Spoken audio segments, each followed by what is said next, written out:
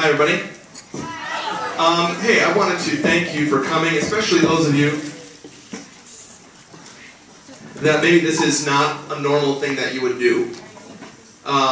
Maybe you wouldn't normally come to a Christian function. And so I just wanted to thank you, especially for taking a risk and being here tonight, stepping out of your comfort zone and engaging with this. We really appreciate it. Like Ashley said, I've been on staff with InterVarsity for about 11 years. That's the group that's putting this on tonight. And I was thinking about what you need to know about me tonight before I talk on this topic. And I think the thing that you need to know most is that I'm a natural skeptic.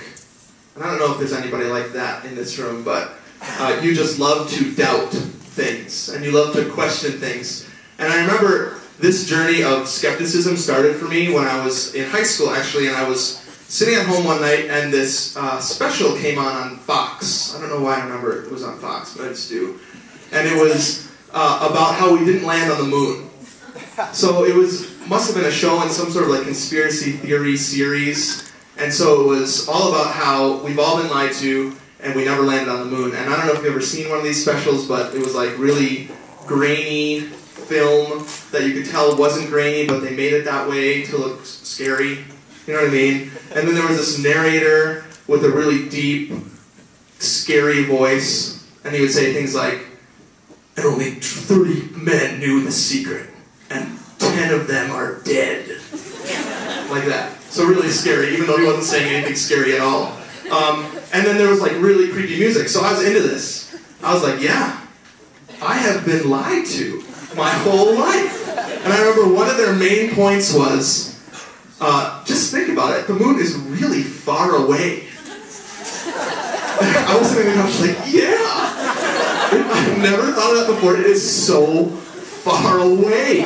We could never get there. So that didn't last very long, okay? I mean, just a tiny bit of research showed me that that whole show was ridiculous, right? The 10 guys that had died were like 70 in the 60s, so not that impressive. So I quickly changed my mind about the moon. But this kind of skepticism and doubting and love of questioning and debate continued with me. When I was a freshman in college in Wisconsin, was there a woo? Whenever I say Wisconsin, oh yeah. Woo. Yeah, thank you. You know, they do that in front of large crowds, and somebody's supposed to woo. So Wisconsin, and then I was a freshman, and I had been a Christian for about a year. A real Christian. And what I mean by that is, it wasn't my parents', but it was mine. Around my senior year in high school, I decided I want to be a Christian instead of just inheriting that from my parents. So I'd been a Christian for about a year, and I was at the organizations fair in my freshman year. And I did not head to the InterVarsity table, and I did not head to the Campus Crusade table, and I did not head to any church group table. The table that caught my eye was called the Flat Earth Society. That's our logo. And the Flat Earth Society actually started in the 1800s by a guy that was convinced that the Earth was actually flat. And so he started this thing. And then since then, it kind of re-emerged in the 20th century on university campuses as this place for skeptics to gather and talk about how we've been lied to our whole lives. And so basically, the promotional material, I remember, said that it was a group dedicated to promoting free thinking and debate. So basically, we just sat around in a circle every Tuesday night and questioned and debated and argued, and I loved it. It was like, my people. That's what I always felt like when I came in. And I was the only Christian in this group, and I think because of that, I was like this alien creature to these people. I was like strange and wonderful to them. I was strange because they had had experiences with Christians similar to mine, which was, there was this kind of policy of no doubts, no controversy, don't ask questions, just have blind faith. So me being in that room with them as a Christian and engaging with them and letting them engage with me was really strange to them. The other thing was that I was this wonderful thing because immediately I became their little punching bag. Actually, some of them nicknamed me that, the punching bag, because most of their questions came back to God and Christianity, because that's what they were most upset about, honestly. And they loved having a Christian actually in the room to engage with them and harass every week. They loved it. Their little punching bag. And I remember this one time in particular, the president of the Fez, that's what we called it, Flat Earth Society. Her name was Amy, okay? She came in and she sat down and she made this announcement. She said, okay, club's done. We're killing it. We're disbanding. And her reason was that she had just come from a religion class and she had decided that all truth was relative. That all religions, all philosophies, and all belief systems were equally valid and equally true. And so nothing was really worth talking about. So this club didn't need to exist, right? If everything was exactly the same and everything was true, then why should we even be arguing or debating about anything? In fact, if you didn't believe that, what she was just saying, then actually you were an idiot and intolerant and closed-minded and bigoted, and she was looking right at me when she said it. She never took her eyes off of me that whole time. And we were friends and we are friends. And she was always pulling crap like that. It was a total ruse. She just did that sort of stuff because she wanted to spark debate, right? But I remember this one time that she did this really in particular because I stood my ground and I decided I'm not going to be a punching bag anymore. I'm actually going to answer back. And I listened to her and I respected her and I answered her and shared my thoughts and my life with her, and the conversation went for 6 hours. And it started with everybody in the room together, and eventually it dwindled down to just me and Amy. And it started with this initial provocation, right? And eventually it went deeper and deeper till we were talking about the question that we're going to be talking about tonight and beyond. Tonight we're together to look at a question. Is belief in God rational? Is it rational to believe in God at all? And instead of just saying, well, yeah, it is. Now, have a great night. We wanted tonight to be a little bit different. I want tonight to be the start of something similar to what happened between me and Amy at the Flat Earth Society that night. I want it to be an authentic, stimulating conversation that engages our minds and our hearts around this question. And we as University have really tried to make it that way. First of all, we went out and we did these surveys, and we asked people on campus what they wanted to hear about, what their biggest question about Christianity was, what you wanted to hear. And this question won out. And then we decided that we didn't want to just make it a lecture or a forum tonight. Instead, I'm going to speak for about half of our time, and then we're going to split up into smaller groups and actually give you guys an opportunity to talk to each other about what I just said. Okay, so you're going to get a voice. Tonight, we want to do more than just present the Christian perspective on this issue, and that's that. See you later. Hope you like the lecture. We want to spur on conversations so that we can all learn together. Because I am of the opinion that I can learn as much about myself and God from talking to someone who totally disagrees with me, like Amy, as someone who shares all of my opinions and will just nod every time I say something. Maybe more. I could maybe learn more. But I got to tell you before I start that this is a very daunting question. And I know it's only 9 words long. Let me make sure I got that right. 1, 2, 3, 4, 5, 6, 7, 8. Yeah, and most of them are 1 syllable. So it looks simple. But it's not. It's very deep. And I would actually be suspicious of someone, if I were you, that would say that they could tell you everything about this question in the 25 minutes that I have tonight. If someone told you I can give you a definitive answer on this question and argue into believing me, I would be very suspicious of that. It's complicated and it takes wrestling in your mind and in your heart.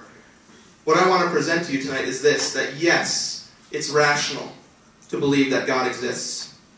But for some reason, as I was preparing my talk tonight, I kept coming back to that conversation with Amy that night at the Flat Earth Society.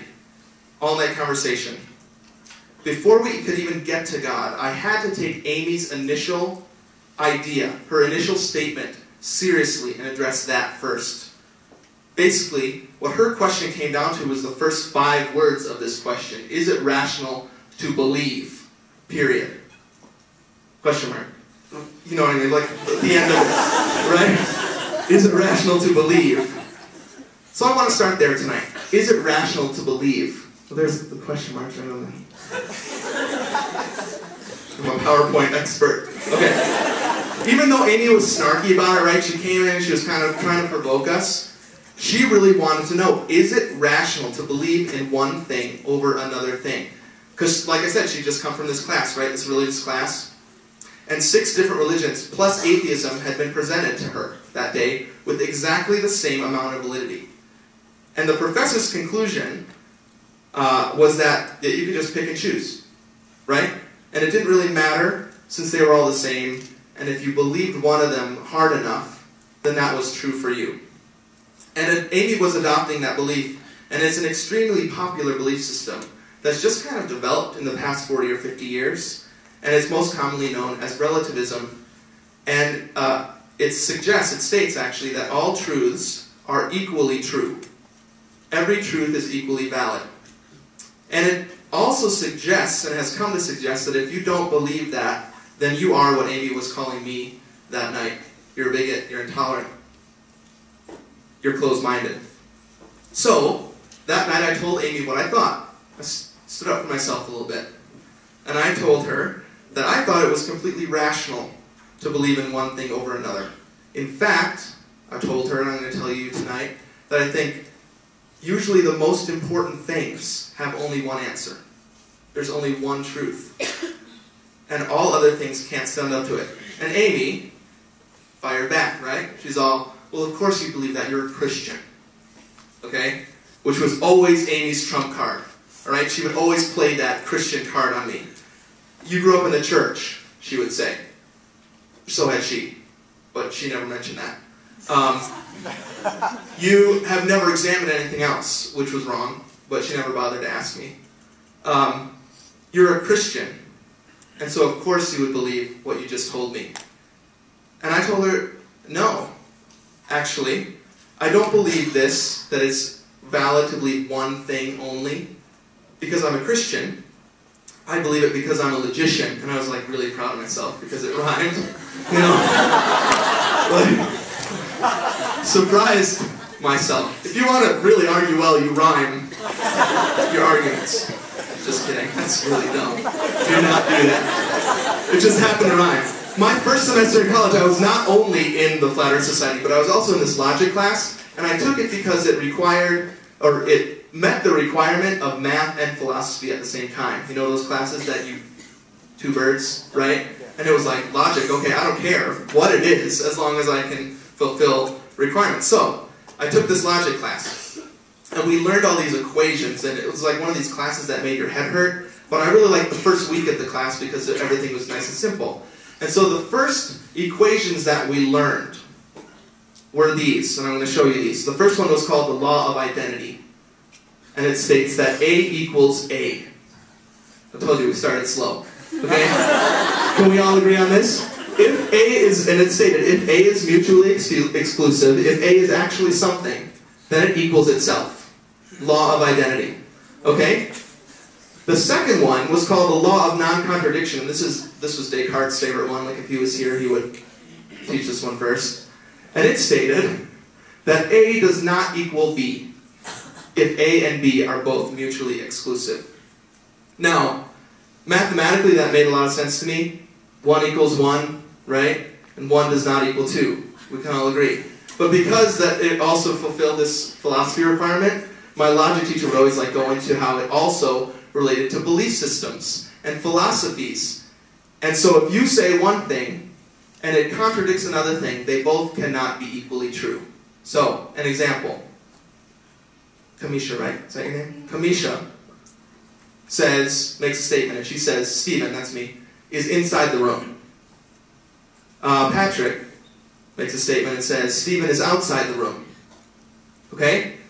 A and B. And they contradict each other, and they're both mutually exclusive.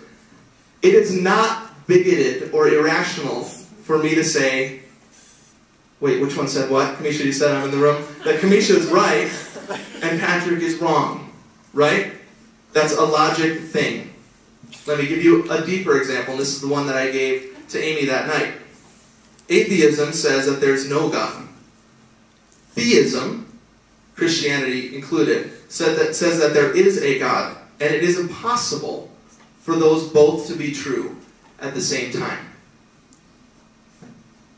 However bad we feel about that, and however we don't want to offend anybody because we say that, logically, that's a very rational thing to say. And so you choose one or the other. Even deeper than that, when a religion has a claim that is central to it, like Christianity's claim that Jesus is God, Jesus said, I'm the way, the truth, and life, no one comes to the Father but by me. And there's another religion that says that he is not. Both of those religions cannot be equally true. One of them is right and one of them is wrong. Jesus was telling the truth or Jesus was lying. There's only two choices there. What I'm trying to show you here is that, yes, it's rational to believe in one thing as true if it makes an exclusive claim. So I looked at Amy and I told her what I'm going to tell you now. Please believe in something, or else this conversation doesn't mean anything. A debate doesn't mean anything if you don't believe in something. Don't just be a relativist because you think it's a nice thing to do, which I did my whole high school career. I just didn't want to offend anybody. And so I believed in nothing, basically. I want to challenge you to live your life believing in something, being committed to something. That's not only preferable, but it's logical. It's rational to do so. Okay, Amy said, I'll grant you that. It's okay, it's rational to believe in one thing. But God? Is it rational to believe in God at all? And I'm not going to lie to you and tell you that I gave her a very good answer. My answer sucked. It was very Fox TV special moon landing-ish. Okay? I kind of said, Amy, just think about it. Right? And I'm sure you've heard this kind of answer before, right? How could like all this, like all this, and I remember doing something like this, like waves coming out of my head. I don't even know what I was doing. How could like all of it happen without God? And she was not impressed. Now, 15 years later from that conversation, I still believe that it is rational to believe in God. And I still believe what I was trying to say to her really badly. Okay, but I have like read books since then. That's been really helpful in this process. I've studied a lot of different sides of this question, and I realized that there are actually people that are much smarter than me, and they've helped me flesh out this kind of like all this idea. And I could have gone a lot of different directions with this tonight, answering this question. I chose a cosmological argument, okay, for the thinkers in the crowd. The people that came and wanted some, like, you know, tell me about all this stuff. And so I'm going to give you a cosmological argument tonight about why God exists. The actual argument, the all this argument, is known officially by several names. One is Kalam, and then another is the first cause argument. And this argument is based on pretty much universally held scientific beliefs. And it states this. Ready? This is what my logic class was like. Number one, whatever begins to exist has a cause. Number two, the universe began to exist. Number three, therefore the universe has a cause. And number four, this cause is the God of classical atheism. Whoa! Going all relativistic on theism. This cause is the God of classical theism. Alright, let's settle down. See that right there? Okay, can you see this? This is a Play-Doh ashtray. My 5-year-old son made it in kindergarten, and he brought it home and he said, Dad, it's a Play-Doh ashtray, which is like, come on, kindergarten. And I'm trying to teach my kid not to smoke, and he's bringing home like paraphernalia. I don't know, what's next? What else do kids make? Think paper mache, like a paper mache bong. That's what he's going to bring home next. Anyways, a Play-Doh ashtray. Okay, we can all agree that this ashtray had a beginning. Okay, it did not pop into existence like that. Okay, it's not a great ashtray, but we can all agree his name is sketched in the side. It's formed so that you can put ashes in it after you're done smoking. After I'm done smoking, I don't know. We can all agree that it did not just pop into existence from nothing. It had a beginning. My son formed it. The time of its beginning was about 2 weeks ago. And the cause of this ashtray was my son's teacher's instruction, my boy's creativity, and his hands making this ashtray, okay? What the first cause argument is asking of us is to say those exact same things that I just said about this Play-Doh ashtray, about all this, about the universe around us, okay? So, where am I? It began to exist. It's not, in fact, infinitely old, which a lot of us have heard, but has very little scientific validity. I want to tell you that the beginning of the universe is true. It began to exist, and it's rational. Here are just some people that believe that. Aristotle, smart. Einstein, rational. Sagan, great.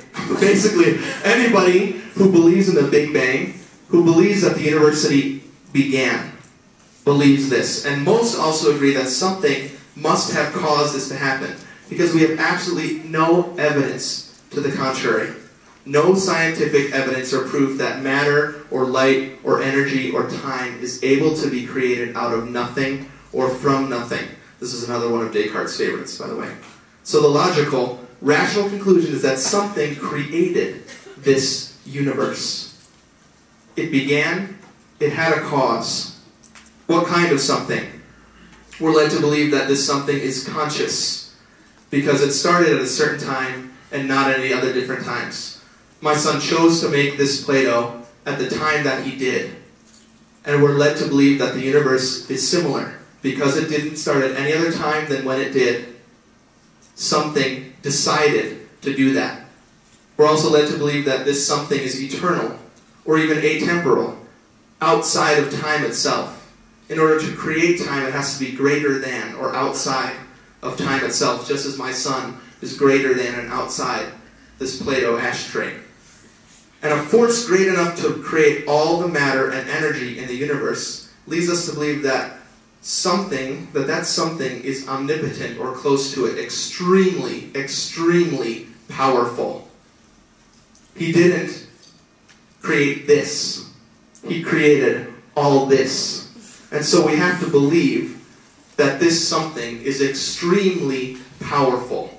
And then I'm not going to dig into this tonight, but we also are led to believe that this is a personal something, because he created personal beings like you and me.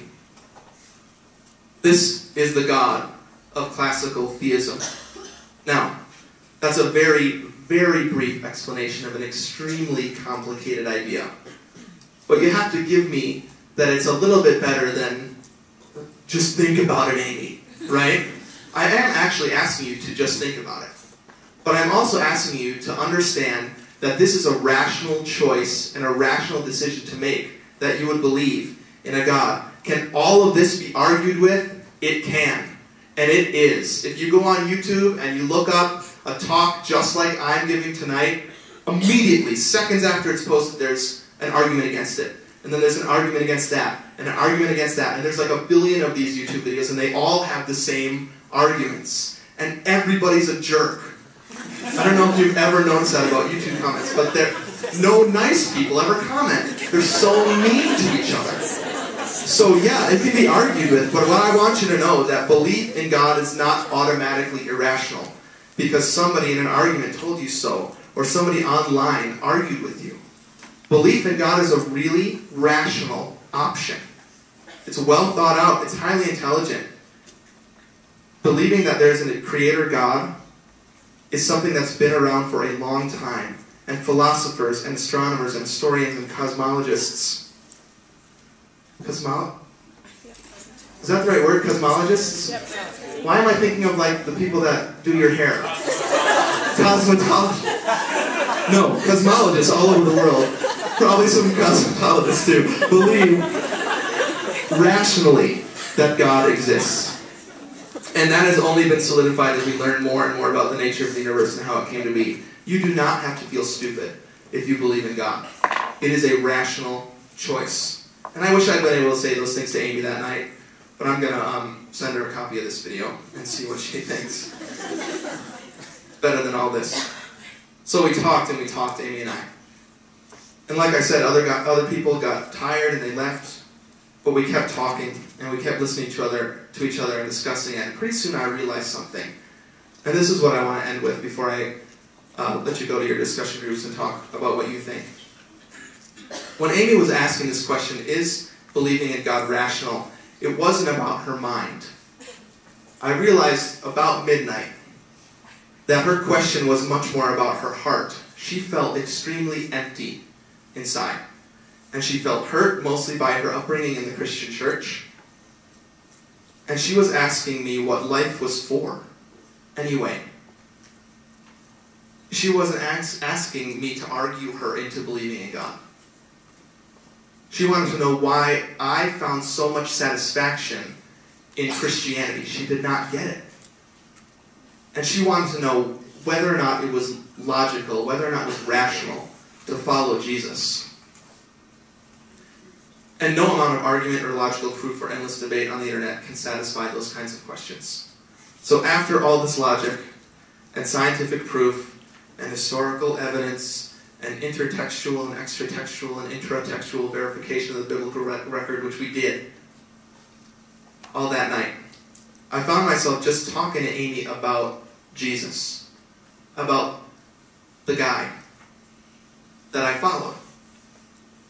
I was talking to her about how he treated people like the sick and the imprisoned and the disenfranchised and the bitter and the cast out and the discriminated against because of gender or race or age, and how he loved them and valued them and brought purpose into their lives like no one else ever had. And I started talking to her about the invitations that he made to people to find freedom in forgiveness and to engage with the poor and needy as the highest calling. And this one time when he says, "Come to me, all you who are weary and heavy laden, and I will give you rest."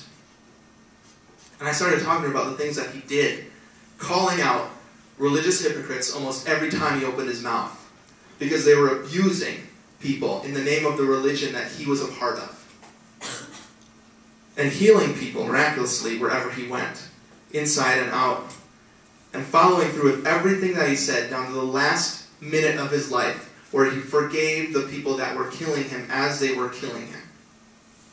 And I realized something. It may be rational to believe that something is true over another thing. And it may be rational to believe that God exists. And it may even be rational to believe in Jesus' claim that he is that God. But I'm not sure that it's rational to follow him. I'm not sure that he was a rational guy. Forgiving people when they don't deserve it, caring for the well-being of others more than I do for myself, loving people who I would normally dismiss, resting and waiting instead of constantly doing and working and self-promoting, calling out hypocrisy when I see it damaging those around me, even if it's calling out people that are Christian leaders, praying for people and believing that they'd be healed inside and out and actually seeing it happen. Following through with everything I say I believe in. There is nothing rational about any of that. You look around and you don't see that. And so in our time, those are very irrational things. And in his time, he was a very irrational guy. But Jesus, if you get to know him, and I told Amy that night, I'm telling you tonight, with just as much conviction as I did that night at the Flat Earth Society, Jesus, if you get to know him, will surprise you with his irrationality, with his mystery, with the miraculous, with the unexplained and unexplainable. And that miraculous, conscious, eternal, omnipotent, irrational, I keep saying that, Jesus will change your life if you give him a chance. And so Amy said, "All right, I'm going to bed." There's so much more that I could say about this tonight, but instead we want to give you a chance to have a voice in this discussion. And so in a minute I'm going to split you up into discussion groups, and you're going to have an opportunity to talk about this issue among yourselves. Share what you think. share what you thought about what I just said. But I want to tell you before you do that I hope you see this as an issue that you can't just push under the rug, that Christianity does provide some answers to this very difficult questions. There are answers. You don't have to believe that we didn't land on the moon. You don't have to believe in a flat earth. There are answers to your questions if you pursue them. But answers only go so far when this is such an emotional issue. And so I want to invite you to also be honest with yourselves and each other about what your real questions are. And I hope that as we spend the next half hour or so talking to each other, we can address our heads and hearts well together. So this is how this is going to work. We've asked some students to facilitate these discussion groups, and I think they have colored papers. Is that right?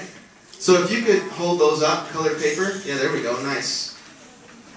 And so what I want to invite you to do is gather around those people. If you're close to them, or if somebody brought you, you should be in their group, and just spend the next half an hour talking. It's 8:37 right now. And so actually we're going to discuss until 9:10.